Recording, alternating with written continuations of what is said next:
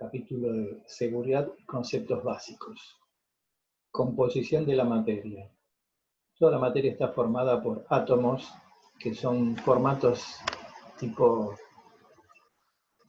sistema solar, donde tenemos un núcleo formado por protones y neutrones y electrones girando alrededor.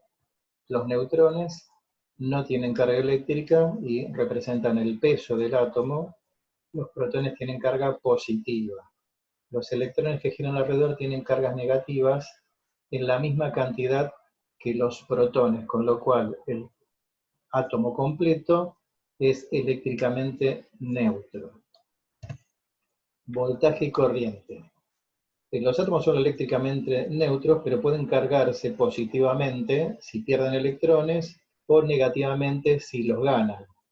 Si se conectan dos cuerpos de distinta carga a través de un cable, va a circular una corriente y entre ellos habrá una diferencia de potencial o voltaje. La unidad de voltaje es el voltio, que lo vamos a ver representados en los textos con la letra B corta o algunas veces como U. Esa diferencia de potencial, al unirse, va a generar una corriente en unidades de ampere, que se simboliza con la letra I. Esa corriente siempre va a fluir por esa diferencia de potencial, siendo mayor cuanto más diferencia de potencial exista.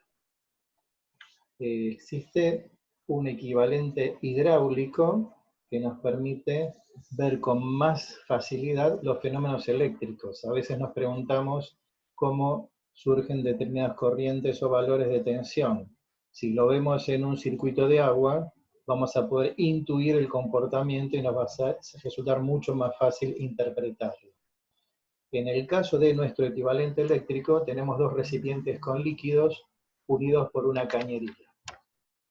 Vamos a intuir que si levantamos uno de los recipientes, por esa cañería va a circular una corriente de agua de arriba hacia abajo. Eso nos podemos imaginar. Lo mismo va a suceder con un circuito eléctrico. Esa diferencia de altura va a ser representativa al voltaje o a la tensión y representa la capacidad de hacer trabajo. Cuanto más alto tenemos el recipiente de arriba, más capacidad de hacer trabajo va a tener. Esa corriente de agua que va a pasar por el caño la vamos a emular a la corriente eléctrica en amperes. Si en el mismo caño llegamos a poner una piedra, esa piedra va a representar una resistencia, se va a oponer al paso de la corriente de agua. Lo mismo nos va a suceder en un circuito eléctrico con una resistencia eléctrica en unidades de ohm. Esa resistencia se va a oponer al paso de la corriente en amperes. Si tomamos este conjunto de recipientes y caño, cuando se termine el agua del recipiente de arriba, termina la experiencia. Si queremos continuar con esto, lo que podemos hacer es, a través de una cañería y con una bomba, realimentar desde el recipiente de abajo hacia el de arriba. Esta manera de cerrar el circuito a nivel eléctrico lo estamos comparando con el neutro, es el cable que nos cierra el circuito.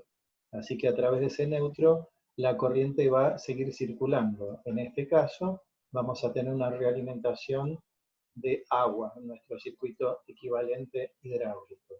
Y si además de este neutro, o este equivalente al neutro, le pusiéramos una bandeja abajo de todo este dispositivo, una bandeja para que si hubiera pérdidas de agua, las gotas no nos mojaran a nosotros, sino que cayeran en esa bandeja, estaríamos representando una puesta a tierra. Es una protección para que en caso de fugas de corrientes no tengamos contacto directo con ella y nos pueda afectar. Pasemos ahora a seguridad, buenas prácticas. ¿Qué es seguridad? Seguridad es previsión en acción, prever lo que puede ocurrir y tomar medidas para que no ocurra.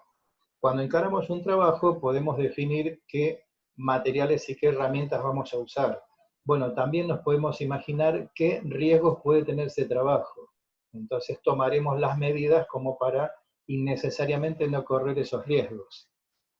Siempre vamos a tener posibilidades de que ocurra algo. Lo que vamos a hacer es reducir muchísimo esa posibilidad de accidentes haciendo esta previsión. Si usted no está habilitado para trabajar con electricidad, no intervenga. Quiero decir que solo pueden tener contacto los que trabajen con electricidad por conocimiento de la misma. Siempre que sea posible, tengo que trabajar sin tensión. Y existe un ABC de la seguridad eléctrica, por eso está escrito de esta manera: aislar, bloquear y comprobar, y no es más que una secuencia lógica de pasos a tener en cuenta para trabajar seguro en electricidad. ¿Qué es aislar? Estoy hablando de cortar la llave principal. Si hubiera más de una llave alimentando la zona donde vamos a trabajar, deberíamos cortar todas las alimentaciones. Esa llave no la podemos definir nosotros, tiene que estar claramente identificada como un corte general. Segundo paso, bloquear. Existe una norma, un protocolo de seguridad que se llama LOTO, con el cual la única forma de bloquear una llave es, una vez cortada, colocándole un candado. Existen llaves de seguridad que tienen los orificios que permiten hacerlo. Ese candado tendrá que estar acompañado de una tarjeta de identificación donde esté perfectamente definido quién es el dueño de ese candado. Esta misma norma, LOTO, considera colores en estas normas de seguridad. El candado rojo corresponderá a un electricista, el azul a un mecánico, el amarillo a personal de limpieza y el verde a contratistas. No existe otra forma de bloquear, no me sirve un precinto, un cartelito, la única forma de bloquear es con un candado. Y además, la norma nos dice que debe haber un candado por cada persona que esté trabajando.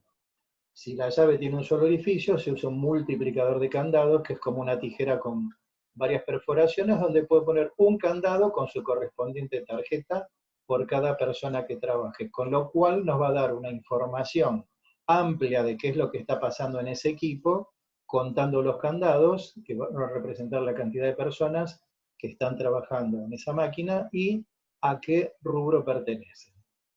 ¿Ya podemos trabajar? No. Lo más importante de esta secuencia lógica de seguridad es comprobar. Yo tengo que chequear que no tenga alimentación eléctrica y lo voy a hacer en la entrada y en la salida. ¿Por qué? Los tableros se alimentan por norma desde arriba, pero yo no sé quién hizo el tablero, si puede tener una alimentación inferior. O si tengo algún retorno, por ejemplo, un banco de capacitores. Con lo cual voy a tener que hacer ese chequeo en la entrada y en la salida. ¿Sí? En otro capítulo vamos a ver en mediciones cómo hacemos esas mediciones. Antes de restablecer la tensión, comprobar que no exista personas trabajando. Claro, no podemos desbloquear el equipo sin antes verificar que esté todo en las condiciones normales y sin personal. El candado es personal, solo lo puede manejar su propietario. Y para poder realizar estos trabajos tenemos que tener planillas de planificación de los mismos, donde se detalla el tipo de trabajo y los elementos de seguridad a utilizar. Si podemos disponer de planos, también va a ser algo importante. Existe una normativa que es la regulación 3068, donde la empresa habilita solamente al personal capacitado a realizar esas tareas. Esta misma regulación nos habla de una distancia de 3 metros a las fuentes de alimentación o los tableros eléctricos, a partir de la cual deberé usar elementos de protección personal. ¿Cuáles son esos elementos de protección personal? Nuestra ropa de trabajo, guantes dieléctricos y un protector facial completo. No nos sirve un anteojo de seguridad porque ante un cortocircuito nos podríamos quemar la cara.